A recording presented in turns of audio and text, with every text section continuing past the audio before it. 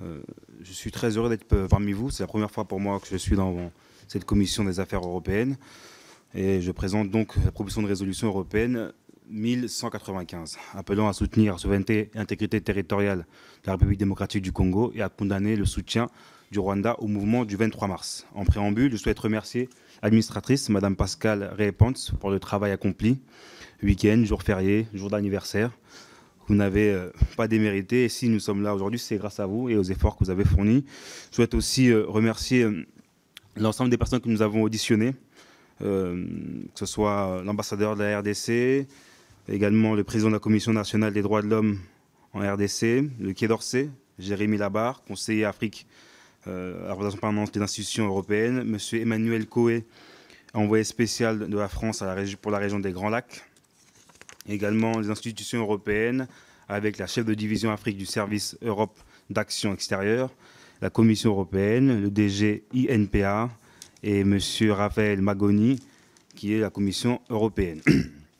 Ce texte vise à un objectif simple mais essentiel, affirmer la position claire et sans ambiguïté de l'Assemblée nationale en faveur de la souveraineté et l'intégrité territoriale de la RDC.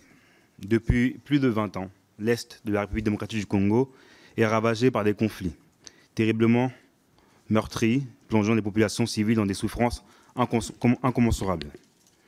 À l'origine, facilitées par des instrumentalisations de clivages dits ethniques, ces violences se sont enracinées dans des logiques de prédation économique. Dotée d'un sous-sol parmi les plus riches au monde en ressources minières, la région est devenue le théâtre d'affrontements motivés par l'appropriation illégale de ces richesses, perpétuant une instabilité chronique. Le génocide Tutsi au Rwanda de 1994 a constitué un tournant dans cette dynamique de violence.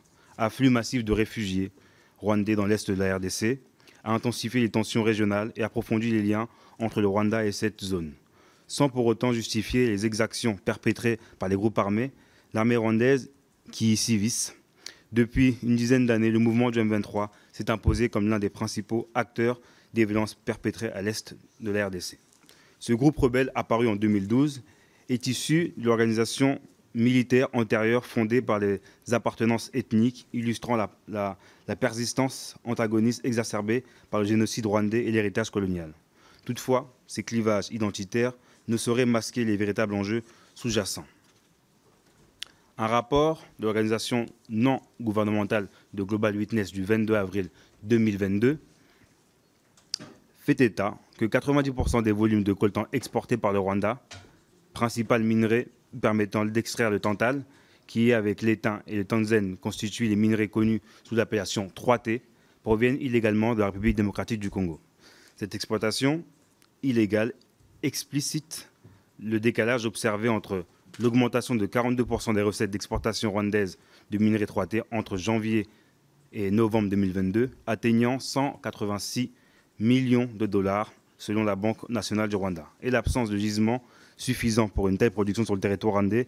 Au-delà des pillages des ressources congolaises, le M23 se rend depuis des années coupable de crimes d'une gravité contre les populations civiles. Massacres systémiques, viols de masse, pillages généralisés. Ces actions ont plongé les habitants de l'Est du Congo dans une détresse absolue. Il est admis depuis longtemps que ce mouvement n'agit pas seul, mais qui dispose de relais dans la région. De nombreuses organisations non gouvernementales, les enquêteurs de l'ONU, ont, dès 2022, confirmé que la République du Rwanda apportait un soutien aux rebelles du M23. Les conclusions de leur rapport publié le 16 décembre 2022 reposent ainsi sur des éléments, des preuves écrites, photographiées et vidéos, des images aériennes, des missions sur le terrain menées par le groupe d'experts dans le territoire du Rutshuru, à Goma, à Bukavu et à Kinshasa, ainsi qu'à Kisiro et Bunagana, et des entretiens avec plus de 230 sources. Pourquoi ce texte? Pourquoi aujourd'hui? Parce que l'implication du Rwanda dans ce conflit qui ravage l'Est de la RDC est désormais établie. Elle est documentée par les experts des Nations Unies.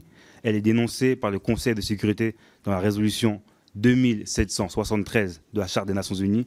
Et sans équivoque, elle condamne les agissements du M23 et le soutien rwandais, exige leur retrait immédiat et réaffirme le droit au peuple congolais à vivre en paix sur ces terres. Alors, nous constatons depuis le mois de janvier que les villes de Goma, Bukavu sont tombées aux mains du M23. Une administration parallèle y est installée, les exactions se multiplient, les violences sexuelles, le travail forcé des enfants, les massacres des civils, des millions de personnes sont déplacées et beaucoup de personnes, dont l'ambassadeur de la RDC, a qualifié avec un terme juste de génocide, un génocide à des fins économiques. Car derrière cette guerre, il y a un enjeu économique majeur, celui des minerais stratégiques. Coltan, étain, l'or, Tinsdal.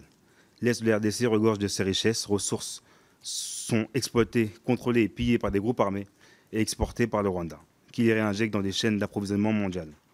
Les chiffres sont édifiants. 150 tonnes de coltan par mois seraient frauduleusement transférées vers le Rwanda selon les rapports des Nations Unies. L'Europe ne peut pas fermer les yeux sur la manière dont sont extraites ces minerais et qui sont réinvestis dans nos propres industries. Elle ne peut pas accepter que sa politique commerciale ou ses protocoles d'accord sur les chaînes de valeur servent indirectement à financer des guerres et des violations massives des droits humains. C'est pourquoi cette résolution porte plusieurs engagements qui seront évoqués et débattus dans les amendements que je remercie nos collègues socialistes d'avoir proposés, qui nous permettront d'approfondir les débats. Cette proposition de résolution est un acte politique, symbolique, diplomatique, en pleine négociation de cessez-le-feu à Doha. Après les échecs de processus de Nairobi et de Luanda, les USA actionnent aussi avec toute leur diplomatie essayer d'imposer à la RDC et au Rwanda de discuter, de se mettre autour de la table pour un cessez-le-feu et pour qu'une paix soit retrouvée dans la région des Grands Lacs. C'est une région que nous connaissons, qui nous est aussi très coutumière parce que la RDC est le plus grand pays francophone au monde et nous devons envoyer un message de paix.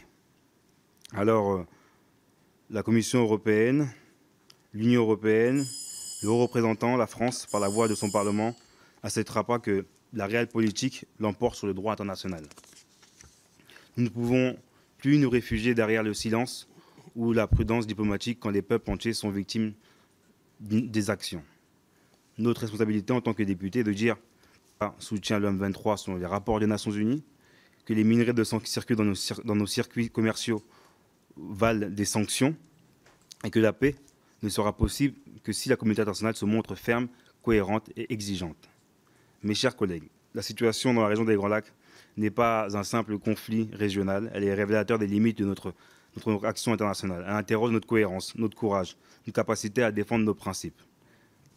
Et je terminerai par les propos d'un artiste francophone, Corneille, artiste canadien d'origine rwandaise qui a eu des propos très justes lors de la cérémonie des Flammes à Paris le 13 mai dernier. En tant que Rwandais, j'aimerais apporter mon soutien le plus sincère, mon affection la plus profonde à tous ceux qui souffrent en ce moment à l'est du Congo. La ville de Goma est une ville qui m'est chère parce que c'est la première ville qui m'a accueilli quand j'ai quitté le Rwanda. Il y a ces pouvoirs qui veulent nous prêter des combats qui ne nous appartiennent pas. Et je vous implore, je vous demande de rester patient. Ces pouvoirs ont ce talent-là. Mais nous, en tant qu'artistes, on a aussi un autre talent, celui de l'amour. Aussi longtemps, aussi loin que je me souvienne, les Congolais, ce sont mes sœurs, ce sont mes frères. On va donc essayer de rester en amour. Je vous remercie.